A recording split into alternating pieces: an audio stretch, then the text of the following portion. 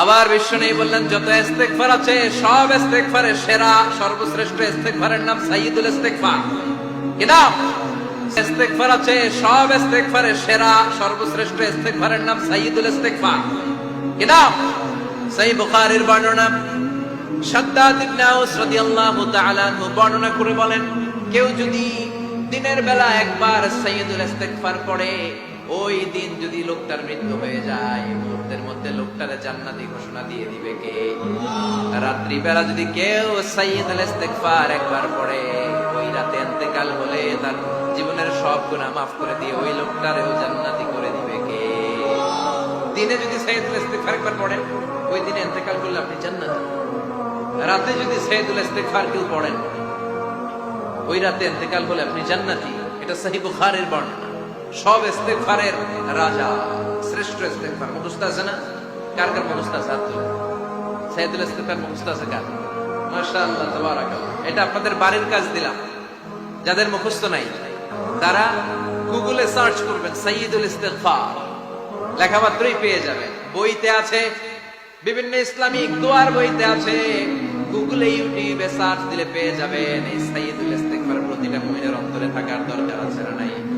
আল্লাহুম্মা আনতা রাব্বি লা ইলাহা ইল্লা আনতা খালাকতানি ওয়া আনা আবদুক ওয়া আনা আলা আহদিকা ওয়া ওয়া'দিকা মাস্তাতা'তু আউযু বিকা মিন শাররি মা সানা'তু আবুউ লাকা বিনি'মাতিকা আলাইয়া ওয়া আবুউ লাকা বিযামবি ফাগফির লি ফা ইন্নাহু লা ইয়াগফিরুয যুনুবা ইল্লা আনতা।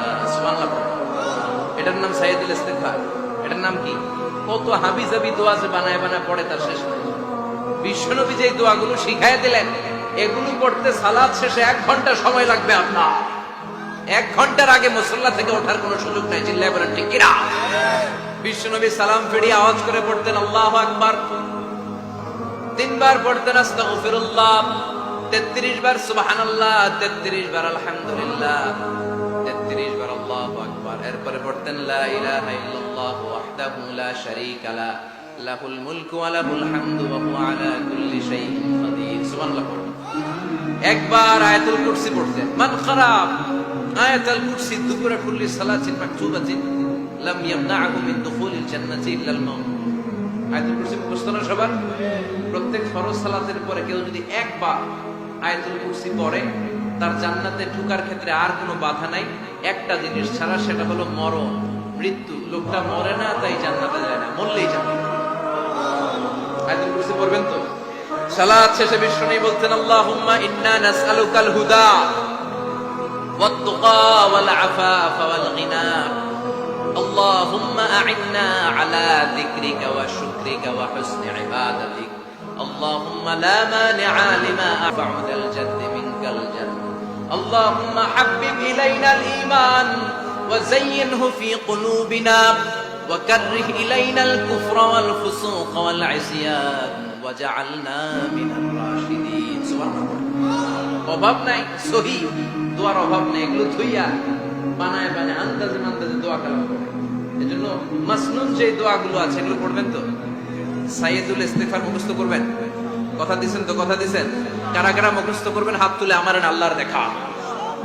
রাজি আছে মুসলমান? বিশ্বনবী বলেন, যুদ্ধের ময়দান থেকে পালিয়ে এসেছে কোন মুসলিম সৈনিক, সেও যদি এই আস্তাগফিরুল্লাহাল্লাযী লা ইলাহা ইল্লা হুয়াল হাইয়ুল কাইয়্যুম ওয়া আতুবু ইলাইহি মন থেকে পড়ে, তার জীবনের গুনাহ আল্লাহ মাফ করে দেন।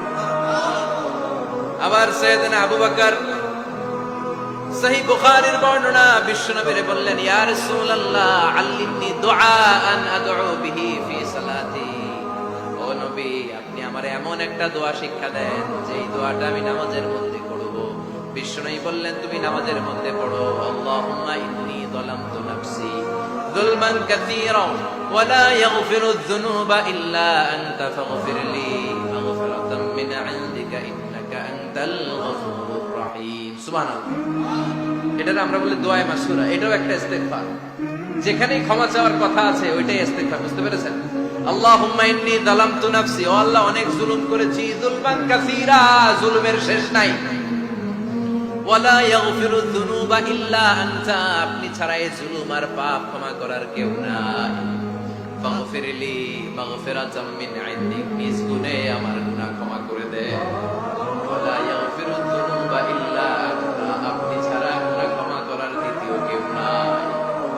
পাপ ক্ষমা করার আর কোন সত্তা আছে? চিল্লায় বলেন আছে? আবার আল্লাহ বললেন ওয়াল মুস্তাগফিরিনা বিল আসহার, ওয়াল মুস্তাগফিরিনা বিল আসহার, আমার প্রিয় বান্দারা শেষ রাতে চোখের পানি ছেড়ে তাহাজ্জুদের নামাজে যায়, নামাজ ভিজায় আর শেষ রাতে ইস্তেগফার পড়ে, ঠিক কি না? যেই নবীর কোনো পাপ নাই, যেই নবীর কোনো অন্যায় হয় নাই, গুনাহ হয় না, ওই নবীকে আল্লাহ ইস্তেগফার করার অর্ডার করেছে। রব্বুল আলামিন বলেন ফাসাব্বিহ বিহামদি রাব্বিকা ওয়াস্তাগফিরহু ইন্নাহু কানা তাওয়াবা। ফাসাব্বিহ, নবী তাসবিহ পড়েন, বিহামদি রাব্বিকা, রবের নামে, রবের প্রশংসার তাসবিহ পড়েন, ওয়াস্তাগফিরহু, তার কাছে ক্ষমা চান, ইস্তেগফার পড়েন, ওয়াস্তাগফিরহু, ফাসাব্বিহ বিহামদি রাব্বিকা ওয়াস্তাগফিরহু, ও নবী আপনি ইস্তেগফার পড়েন। যে নবীর কোনো গুনাহ নাই, ওই নবীকে যদি আল্লাহ ইস্তেগফার করার অর্ডার করতে পারেন, আমাদের ইস্তেগফার করার দরকার আছে না? প্রতিদিন কম করে 100 বার ইস্তেগফার করব। কয়বার? চিল্লায় বলেন কয়বার? আওয়াজ করে সবাই আবার পড়েন আস্তাগফিরুল্লাহ, আর জোরে পড়েন আস্তাগফিরুল্লাহ। এজন্য পাপ হোক, অন্যায় হোক, শয়তানের ওয়াসওয়াসায় পড়ে নামাজ ছেড়ে দিয়েছি, মিথ্যা কথা বলেছি, আব্বা আম্মার সাথে বেয়াদবি করেছি, জুলুম করেছি, মুহূর্তেই চোখের পানি ছেড়ে 2 রাকাত নামাজ পড়ে তওবা করে ইস্তেগফার করে ক্ষমা চাইবে কার কাছে? চিল্লায় বলেন কার কাছে? এগুলো হচ্ছে মুমিনের হাতিয়ার। এই তাওবা, এই ইস্তেগফার, this is the weapon of believers. এগুলো বিশ্বাসীদের হাতিয়ার। তলোয়ার, ড্রোন হামলা, মিসাইল, AK-47, এগুলো আমাদের পাপ হয়েই যেতে পারে, আশা হারানোর কারণ নাই। Never lose hope, never give up. মুমিন কখনো আশা হারায় না, মুমিন কখনো নিরাশ হয় না। মুমিনের আশা ভরসা একটা সত্তার উপরে। চিৎকার করে বলতে হবে তিনি কে? এজন্য পাপ হওয়ার সাথে সাথে আমরা তওবা করব কার কাছে? বিশ্বনবী বললেন কিছু কিছু কাজ আছে, এগুলো হয়ে যাওয়ার পরে দেরি করা যায় না। 1 নম্বরে নামাজের ওয়াক্ত হলে দেরি করা যায় না, ঠিক কি না? নামাজের সময় হওয়া মাত্র দেরি নাই। তাজহিজুল মাইয়িত, মারা গেলে লাশ রেখে দেওয়া যায় না, তাড়াতাড়ি দাফন করে দাও।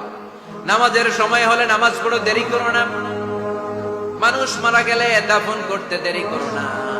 বান্দা যদি পাপ করে ফেলে তওবা করতে দেরি করো। এজন্য পাপ করার সাথে সাথে তওবা করার দরকার আছে না নাই?